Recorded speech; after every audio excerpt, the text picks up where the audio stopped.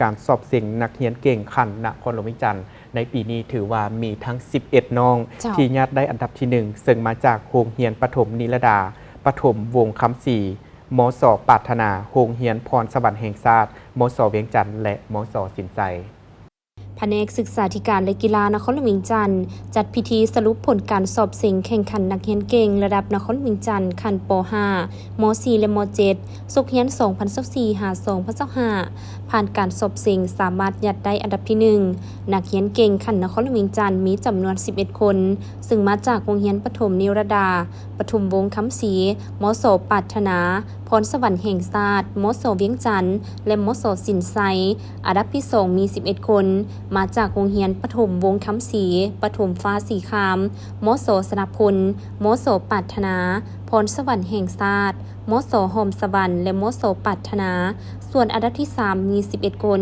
มาจากโรงเรียนประถมนิรดาปฐมฟ้าสีคามปฐมปรารถนามส.วิรถาวรมส.ปรารถนามส.สินไซและพรสวรรค์แห่งชาติพิธีดังกล่าวได้จัดขึ้นในวันที่28 มีนาคมนี้อยู่ที่โรงเรียนมส.นาเซทงโดยการเข้าร่วมของท่านนางลำพ้อยศรีอัคคจันทร์กรรมการประจำภาคของประธานสภาประชาชนนครหลวงวิจันทร์ท่านสมพรสอนดาราหัวหน้าแผนกศึกษาธิการและกีฬานครหลวงวิจันทร์ได้ขึ้นรายงานเกี่ยวกับขั้นตอนการแข่งขันนักเรียนเก่งระดับนครหลวงแม้นมี3ขั้นตอนคือแข่งขันระดับโรงเรียนระดับเมืองและระดับนครหลวงวิจันทร์ในนั้นมีนักสอบเสิ่งทั้งหมด685คนจัดเป็น26ห้องสอบเสิ่งในวันที่27 กุมภาพันธ์ 2025อยู่ที่โรงเรียนมส.เวียงจันทร์ซึ่งขั้นป .5 มีนักสอบเสิ่ง214 คนจัดเป็น8ห้องสอบเสิ่งและเสิ่งใน3วิชาคือวิชาภาษาลาวคณิตศาสตร์วิชาวิทยาศาสตร์และสิ่งแวดล้อมขั้นม .4 มีนักสอบเสิ่ง227 คนจัดเป็น9ห้องสอบเสิ่ง4วิชาคือวิชาภาษาลาววรรณคดีคณิตศาสตร์ฟิสิกส์ศาสตร์และวิชาเคมีศาสตร์ส่วนขั้นม .7 มีนักสอบเสิ่ง244น้องจัดเป็น9ห้องสอบเสิ่ง4วิชาคือกับขั้นม .4 มื้อนี้ก็ถือว่าได้มาร่วมพิธีสรุปผลการเข้าร่วมการแข่งขันนักเรียนเก่งระดับนครหลวงประจำสุขเรียน2024-25นี่ซึ่งว่าอยู่ในนี่เนาะโรงเรียนสินไซก็ได้มีผลสำเร็จคือได้มีจำนวน21น้องที่ว่า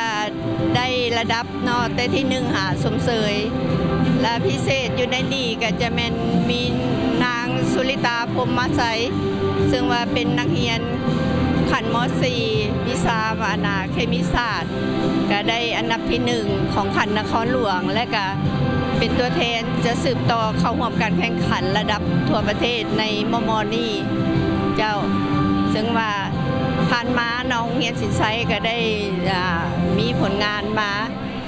อย่างสม่ำเสมอและก็โอกาสนี้เนาะซึ่งว่าพวกเขาอยู่ในบรรยากาศแห่งการเฉลิมฉลองสถาบันประวัติศาสตร์นี้ภายใต้การนำพาของพรรคประชาชนปฏิวัติลาวโรงเรียนสินไซของพวกเขาก็ได้รับการแนะนำและก็ได้ปฏิบัติตามการชี้นำขององค์คณะพรรคเมืองจันทบุรีและก็คือขั้นนำของกระทรวงศึกษาธิการและกีฬาและก็แผนกศึกษาธิการและกีฬานครหลวงและห้องการศึกษากีฬาและของเมืองดังนั้นพวกเขาได้มาผันขยายและก็เฮ็ดให้โรงเรียนพวกเขาได้ประสบผลสำเร็จและก็สร้างเป็นโรงเรียนตัวแบบคุณภาพของนครหลวงอีกและก็อีกครั้งหนึ่งในนามสมาชิกพรรคก็คือตั้งหน้าให้ครูอาจารย์พร้อมด้วยนักเรียนขออวยพรให้การนำขั้นสูงของพรรครัฐตลอดถึงสมาชิกพรรคทุกสหายจงมีสุขภาพเข้มแข็ง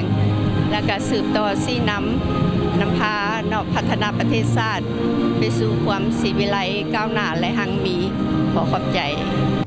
ในพิธียังได้มีการโอ้ล้มจากท่านนางลำพ้อยศรีอัคคจันทร์ซึ่งเน้นต่อผู้บริหารการศึกษาคันเมืองต้องเอาใจใส่ในการซี่นำพาเวียกงานการศึกษาอยู่ในขอบเขตความรับผิดชอบของตนอย่างจริงจังลงติดตามกฎการสุกยูส่งเสริมการบริหารคุ้มครองผู้บริหารโรงเรียนแต่ละขันอย่างใกล้ชิดประสานสมทบกับองค์การปกครองเมืองแผนกศึกษาธิการและกีฬานครหลวง เพื่อขอทิศชี้นำในการจัดตั้งปฏิบัติเวียกงานส่วนผู้บริหารโรงเรียนต้องเอาใจใส่ในการชี้นำพาครูอาจารย์และน้องนักเรียนในโรงเรียนของตนให้มีความเห่าหันในการปฏิบัติหน้าที่แนใส่พัฒนาการศึกษาให้มีคุณภาพเทียบใส่สากลเทื่อละ9 เซนพัฒนาความรู้ความสามารถด้านวิชาเฉพาะภาษาสากลและเทคโนโลยีที่ทันสมัยในพิธียังมอบใบย่องย่อให้กับนักเรียนเก่งผู้สอนบำรุงและโรงเรียนที่สร้างนักเรียนเก่งตื่มอีก